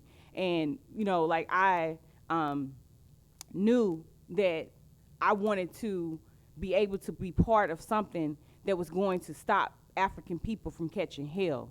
And so I had to throw away anything that was going to limit me from that. And I realized that what Christianity did is have me gripped with fear, to not know whatever I needed to know to move the nation forward. So I just really appreciate this and really appreciate the party that, you know, bring this, because, you know, I say it all the time, because I was the one that wanted to come and thump you. I just felt like I was going to come and somehow secretly save Chairman. You know what I'm saying? Because I thought that what he was saying was good, but he just needed to add Jesus in there somehow. You know what I'm saying? Because you can't have, like, you know, like you just have to. You know what I'm saying? It just had to be some Jesus. Yeah. And I'm just like, I remember even calling him, like, secretly trying to have this conversation with him about, you know, Christianity, like, because, you know, really, if we would just add a little Jesus in it, so many more people would come. But Chairman, understand that our people we can't do that. We can't be bamboozled no more. And so we have to do it the hard way. You know what I'm saying? We have to do it the hard way. And I just really appreciate that stance, because I know that, you know, that could have been, that would have been an easy escape, to try to like just add just a little, you know, to change the Bible. You know what I'm saying? Just to use the Bible in a different way, because people have tried to do that too. Not just the church, and the Church of God in Christ was a Bible thumping, jumping up and down, beating drums, shaking the roof kind of church. I grew up in that church. Just so Yeah, Uhuru. Yeah, also in terms of the religion, that the piece that you did on Jesus was a revolutionary, that's probably maybe with the exception of the recent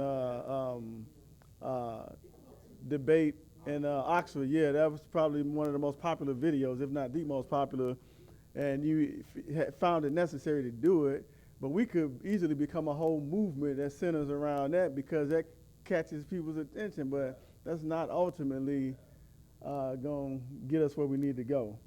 So I wanted to, you know, talk to this idea. You know, we hear a lot that, you know, our people, we have to change our people's mindsets. You know, our people are unconscious and that kind of thing. And, you know, what I got from this, and what I get from how we understand dialectical and historical materialism, is that, yeah, we talk about ideas and about changing people's ideas, but we do so to point people to the material causes of our conditions, and not to suggest that the ideas that we have are the causes of our conditions. And when we say that, you know, because we can give off the impression that we are poor because, you know, we just perpetuate our own poverty because we got bad ideas, as opposed to we are poor because somebody is taking everything we own, and we need to help people understand that. That's not, those two things are not the same thing, you know, necessarily. So that's one thing I wanted to say. And it also made the statement, something to the effect that the origin of religion can be traced to forces of nature personified. And, you know, I come out of a certain religious kind of tradition too. I didn't consider it religious at the time. But, you know, when we would look to Egypt, you had to call it Kemet, you know, and talk about how great Africa was. And we had a brother here the other day, you know, talking about how he studies Egypt and all of that. And, you know, the thing is that people miss the point, even when they study Egypt. And I think this is important because we have a whole sector of people who kind of rely on that. I think they miss the point, because if you go back, and they like to say African people were spiritual and all that kind of stuff, but like you said, if we trace back all of the ideas in Africa, and this has been done, anthropologically or whatnot, they trace back to nature. That's why people say, well, the deities were called the Neteru, which means nature and all that kind of stuff. And so we just come to the conclusion that we're spiritual. But we miss the point, which is that those ideas come out of our attempt to interpret the real world, the material world. So the original deities, if you will, were aspects of nature, and they were feminine because we thought that women were the only ones who were responsible for giving birth. And so I'm gonna just say this and then end, and we missed the point that if we ever want a more just society, then the thing that we have to do is take back control of the means by which life is produced. Yeah, I think it's important for us to recognize, and we do recognize, that the power of our oppressor has often been the first to assault the belief systems of societies. And these belief systems are often called religion, especially today. We talk about religion. But when we say religion, generally speaking, what we're talking about is what the Europeans have done. And Europeans have this thing where every Sunday they go to church, they sing the song, they pay the preacher, and that's the essence of it. But most people, when they talk what we refer to as religion today, most people have a way of life. And this way of life has come under assault. And even when you go back to biblical stories and stuff like that, the greatest sinners were those who were strayed away from the way of life of the societies that the Bible represented. And so the struggle was between this way of life, this interpretation of our reality, and somebody else's. Somebody can take away your belief system and impose a foreign and hostile belief system on you. Then we've seen that as being, a problem. I mean, the old saying used to be, when a white man came to Africa, we had the land, he had the Bible. Then before you know it, we got the Bible and he got all the damn land, because it was an assault on the belief system. So this is not a statement about how one belief system is better than the other, but it's a statement that a belief system for a society is extremely important. What we're saying is it doesn't have to be a belief system that's based on superstition and stuff like that. And it can be a belief system that has its origin in a materialist, a dialectical materialist understanding of things and phenomena. And that's what African internationalism, it gives us a way to understand and perceive the world and to live. That doesn't make us subject to the imperialist or any other power, internal or external to our communities. Uhuru. Yeah. We only got a few more minutes, so yeah, there's some other people I thought who. Turn the camera. Yeah.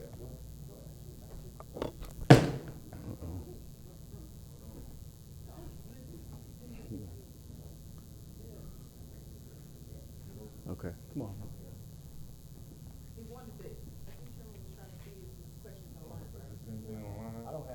Okay, go ahead, Comrade. Yeah, Uhuru, Chairman, I just want to appreciate this study, appreciate your leadership. I just wanted to ask, could you deepen, the understanding of like we taught, mind over matter. Could you deepen, matter over mind? What does that mean, and why is that more? It means that in the first place, this whole notion, like you say, they say you've seen a bumper sticker, I think, So I am. But the reality is you are, therefore you think. And it's bass backwards. And the whole, I've forgotten exactly, this whole thing about mind over matter. The point is that the mind is a product of matter. That is to say, the brain. The brain is matter. And what we think, that is to say, our mind is a product of the matter that's developed to a very high degree. And like I say, the argument is if you think, right now, if you think, right, if your mind tells you that it is more important than the material world, it is bigger than, more significant than matter, then shoot yourself in the brain and then tell me what you think then, right? And so, this is just the clearest example of the relationship between mind and matter. The mind is a product of matter, which is the brain, Uhuru. I think Comrade Abdullah was trying to get there. Yeah, yeah. Uhuru Comrades. I'd like to thank you for that brilliant study. As always, I was enlightened by it, edified by it, and I appreciate it. Other than believing that God is ultimately the cause of all causes, I see no inconsistency or any opposition between African internationalism and Islam as I know it. Because the Prophet, sallallahu alaihi wasallam, he said that the Muslim, whenever he endeavors to do anything, he seeks to perfect it. And that one learned Muslim was harder on the devil or ignorance than 1,000 ignorant worshipers. And that you can have nothing but what you strive for, meaning that you have to make an effort to obtain something in this world. And that 1 hour of study is better than praying all night. And that again, you can have nothing but what you strive for, and the fruits of your endeavors will soon be seen. And the Quran teaches us to fight in the cause of the weak and the oppressed. So I find no inconsistency with African internationalism, what we believe as the African People's Socialist Party, and the religion that I practice of Islam. We're going to keep having this discussion. I think this is a really important discussion because, because there are people who are in our party. We talk about materialism and we talk about religion and what have you. And in this instance, we are talking about Islam. And one reason we're talking about Islam is because we're talking about a real practicing, studied Muslim in the form of Comrade Abdullah. But there are Christians all around us, in the party, etc., who cannot justify and even offer up a decent explanation for why they are Christians. So we don't have that discussion the same way. But also people often don't say who they are. They're hidden Christians and etc. But we are still African internationalists, which means we are materialists. And a materialist explanation would challenge what you just said. And we will talk more and more. My thing right now is I'm not so much trying to convince anybody not to be a Muslim, not to be a Christian. I believe that materialist is ideologically sound materialism. It's beyond what people like to refer to as spiritualism, which is another way of saying religion. The fact is that when you talk about Africans being a spiritual people, I think that's true. But I'm not talking about what most people even come up and say, well, I'm not religious, I'm spiritual, which is another way to say I'm calling my religion spiritualism, right? I'm talking about the thing is that the African spirituality is deep. It's the thing that makes a song start off as, ow, I feel good. And they don't, when they write the lyrics to James Brown, they don't put ow in there. When you hear these kind of songs, that's a spirituality that's of us, but it ain't religion. It ain't God, spooks, and stuff like that didn't do it. It's the way we were formed and shaped by our relationship to the material world, that we come from the continent of Africa that provided us with enough so that we were not scrambling for existence all the time. And that's what helped to shape the consciousness of white people, that nature was not kind. Nature was kind to where it was. And somebody said it yesterday. It was a brilliant statement that somebody made yesterday about how, I think it might have been, how we came out of Africa, how we, civilization and everything came out of Africa. Nobody came there and did that. Nature was really kind. And if nature is kind and you're not spending 24 hours or 18 hours or 30, however many hours a day just trying to live, just trying to secure yourself, just running to find out where the next crop, you don't even have crops. You're chasing nature all around the world, all around the place trying to live. You have a whole totally different viewpoint of everything. If you have to scramble for everything you get, where actual thievery becomes a mode of production. You had the Vikings, you had the Goths, the Visigoths robbing and stealing and vandals and all this kind of stuff, where in Africa, nature was kind, and so it provided so much of what it is that we needed to exist. So you had time, like to drum. You had time to learn poetry. You weren't in a constant state of doing horrible things to try to exist and what have you. And a way of life emerged from this process, and a science emerged from this process. And this science is so interwoven with what people refer to as religion and what have you. I mean, you learn a certain way. I mean, at some point, you hear Muslim, Jews, and other people say, don't eat pork, right? They say, God said this. God said, don't mess with anything with cloven hoofs.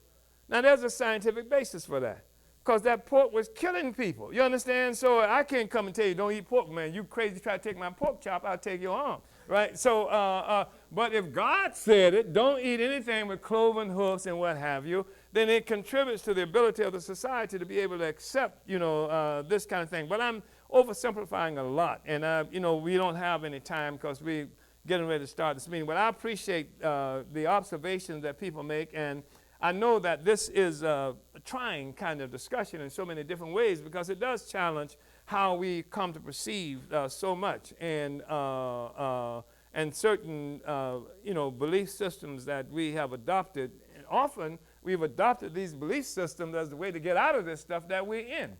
I mean, even the Nation of Islam made an assumption that you had to give black people some kind of religion because we were all in this Christianity and stuff like that. You got to give them some kind of religion in order for people to be free. And, I would hear, anyway, we don't have much time. Go ahead, comrade. So we got to turn this. I'm self-critical for this setup that we've got, comrades, but we're doing a part of a two-day conference, and we're in the second day of the conference, the Black is Back Coalition Conference. Go ahead. Yeah, Uhuru. So because of time, we want everyone to know that if you have a question or further questions that were unanswered, one of our moderators will correspond with you and make sure the chairman sees your question so you can even continue to submit those questions. This study was brought to you by the Department of Agitation and Propaganda, Winning the War of Ideas. For your worldwide revolutionary news and analysis, visit theburningspear.com. For revolutionary radio, dynamic shows, and music by Africans all around the world, tune in to Black Power 96.3 FM, broadcasting out of St. Petersburg, Florida, and accessible via the Black Power 96 app and Android or online at blackpower96.org. Did you unite with what you heard today and want to learn more about how you can get involved with the African People's Socialist Party? Visit apspuhuru.org, apspuhuru.org for more information regarding how you can apply. Order your copy of Chairman Omali Yeshitela's latest book, Vanguard, The Advanced Detachment of the African Revolution, the political report to the Seventh Party Congress at burningspearmarketplace.com. Start preparing to attend the 10th annual conference of the Black is Back Coalition, which is today, August 11th, themed Turn Imperialist Wars into Wars Against Imperialism, happening right here in St. Louis, Missouri at the Uhuru House at 4101 West Florissant.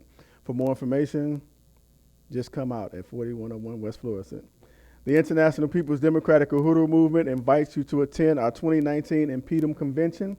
This year's convention is themed, The Struggle is Real, Real Science, Real Revolutionaries, Real Solutions, Real Black Power.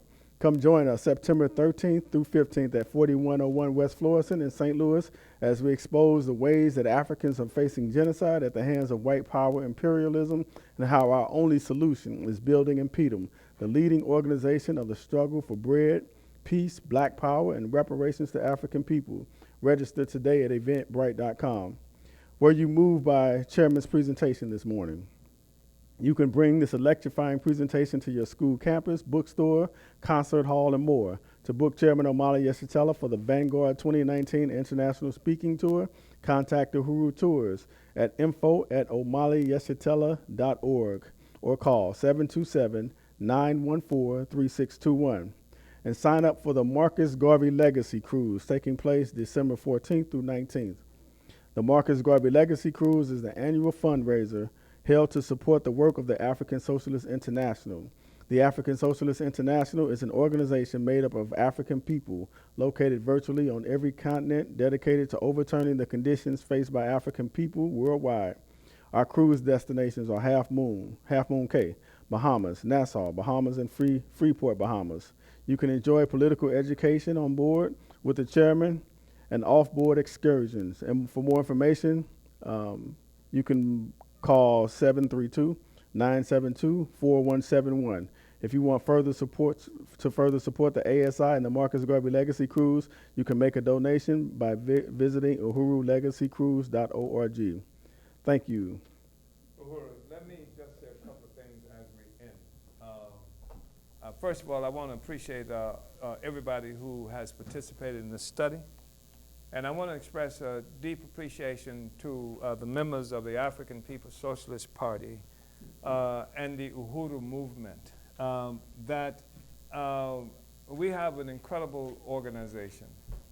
And we are African internationalists, which effectively means that we are historical materialists. And I'm making this statement because some of us are struggling with this question. I mean, we look at Malcolm X, who I just mentioned. Malcolm was not a consistent materialist, but it was materialism that actually began to separate him and led to the division between him and the Nation of Islam.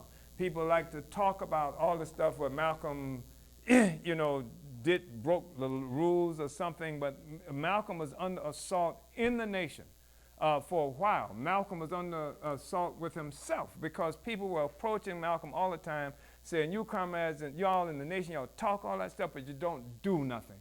And so Malcolm was hearing this all the time. Malcolm had the most effective organization of the nation, most effective mosque in the nation. Malcolm X led that in New York.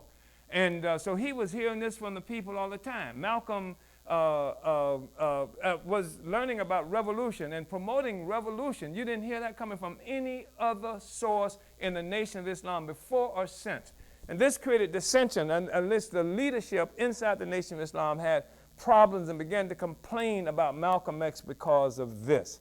And so he was moving more and more. Malcolm X had concluded that, had actually come to the conclusion that socialism, that everybody was talking about socialism, and this was the way forward. That's the distinguishing thing about Malcolm. And I want to say that, you know, because people like to come up with all kind of bogus things about why Malcolm X, was left the nation and et cetera. But it was a split that was based on the fact that Malcolm X moved increasingly, he became a materialist. And I can give you other examples of that, but we don't have that kind of time right now. And I think that we will continue to go through this process. But even inside the party, you see, a striking thing is that we can have somebody say that, well, you know, I want to be an idealist and a materialist at the same time. And I'm not upset about that. And the reason I'm not upset about that, in part, because this comrade is from the African working class, stone working class comrade who is struggling with philosophy that's called religion. You know, struggling with philosophy, not just in some abstract way. It didn't just go to school and say, I think I want to be a philosopher, but trying to discover a way to deal with the contradiction that we are confronted with in the real world. That's what drove Malcolm to the Nation of Islam. That's what drove so many people that's why so many people in prison right now, they go toward Islam because they want to discover what the hell is the basis of my condition, the condition of et cetera, and how to get out of here. And so that's the primary thing. So I say right on to the class who's looking for answers. That means you're open. When you move away from Christianity, if you can move away from Christianity, if you're African and American, that means a certain kind of intellectual openness that has occurred. So I don't care where you are right now. I mean, in the real sense of the word, as long as you begin to engage in changing the world, because just like the Cubans, when they changed the world, they became changed. In the process of changing the world, we become changed ourselves. And so I'm comfortable with that. And I want to say that, brothers and sisters and comrades, that we are revolutionaries, and that's what, and our philosophy informs every damn thing we do. I'm more concerned with people who do not have philosophies than I am concerned with people who know what their philosophy is. And at least you know what you're arguing and debating. People who don't confess to a philosophy, because you do. You have a philosophy. Everybody's got one. They just might not be aware of it. Usually it's the philosophy of the ruling class. Even though it may be radical and what have you, it's generally a philosophy of the ruling class. But the working class has to have its own philosophy that speaks to its condition and oppression. That's why some people, again, became Muslims, to break from the Christianity that they saw was problematic. That's why there was such a thing as what do they call it, liberation theology and what have you, to try to break from the traditional thoughts that dominate the world. So our party is opposed to any kind of enslavement of human beings. and enslaved not just by the physical things that affect us, but also by ideas and what have you, that place limitations on what the human beings can see about our real potential in the world. We say human beings are responsible for how we live in the world, and human beings are the ones who can change these conditions, but we have to free ourselves, mentally, intellectually, in order to be able to get there. And the African People's Socialist Party, we're a small organization. And how small we are is not obvious because we create cadre. And the African People's Socialist Party, even though we promote, joining the party and stuff like that, it's not the easiest thing to be in or stay in. Because we believe in discipline and we do have a particular philosophy. And because, we've established a certain trajectory for ourselves, and being cadre gives us individuals in the party lead masses of people, lead committees and other kinds of organizations, don't they, Sister Malika? Individuals do that, and so that our numbers are magnified many times over. That's why philosophy is so important, because when we go out in the world, we go out and change the world, organize people, communities, and stuff like that. You see Akile there? 22 years old, and she's commanding all kinds of space, ideologically, political, etc., because she's cadre. And so our reach is far greater than our numbers. Our organizational presence is far greater than our numbers.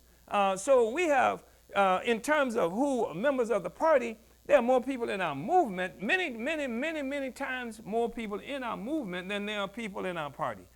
And because we have cadre who have the responsibility of leading masses of people.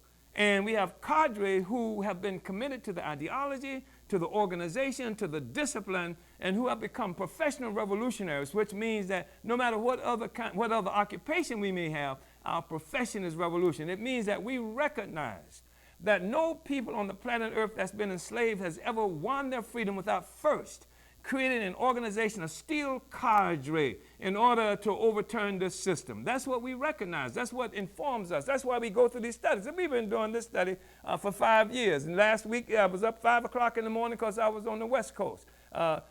People in the East Coast were getting up at 8. People in the East Coast getting up at 8. Today I'm up at 7 because it's an hour earlier here. But the point is it earlier or later? Earlier here, right? Later. It's an hour later here. So, but we've been doing this for 5 years now, and because our objective is to deepen the understanding of you leaders who have to change, who have to lead this struggle, lead people every damn where. And we have to have a consistent understanding, a united understanding of what it is that we're about. We have unity in thought and in action. Unity in will, unity of will and in action. People come to us different times and they say, things like, well, you guys are like automatons. I can go to South Africa and ask somebody a question, and then I can come to the Fifth Ward in Houston, Texas, and ask somebody the same question. I get the same answer, whether I'm in Texas or in South. Yep, you get the same answer. Because we are united, we are disciplined. You can't break that discipline, you understand? But some people have broken out of the discipline, haven't they? And they've done horrible things. They've made horrible attacks on the African People's Socialist Party because you don't have people leave and say, I left because I couldn't handle it. Well, I left because I didn't have enough unity. I left because I don't love black people that much to do what's necessary to win freedom. And so they find something with the party to leave for. They fancify things. They make up stuff. And but we don't talk about them. Because we know where the future lies, and we're fighting for that future. And every day, more and more people are coming into our party and our movement. And I just wanted to say that this is why we do this every day. We are developing the cadre because we plan to govern. And everybody in this room and everybody who's in this party, no matter where you're located in the world, is a part of a process to govern, to take and wield political power. And you can't take and wield political power unless you have an instrument to do that, and that instrument is the African People's Socialist Party. Uhuru, yeah. Uhuru. So, thank you, comrades. Thank you so much for hanging out with us. And today is the second day of the Black is Back Coalition conference themed Turn imperialist wars into wars against imperialism, and it's going to be a great day today. If you're any place nearby, we are in St. Louis at 4101 West Florissant Street, West Florissant, at the Uhuru House and in the magnificent Aquaba Hall. There are incredible forces who are participating in this discussion, and we invite you to come on out.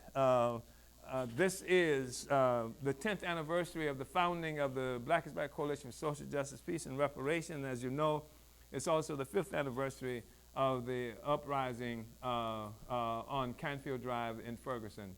And I'm getting all kinds of signals telling me that I'm being extraordinarily undisciplined. The conference starts at what time today? No. Okay.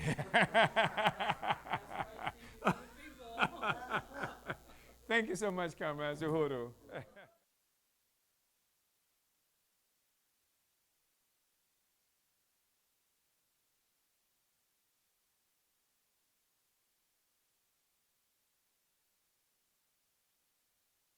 The revolution is real, it's live, and as some comrades say, it's lit, right?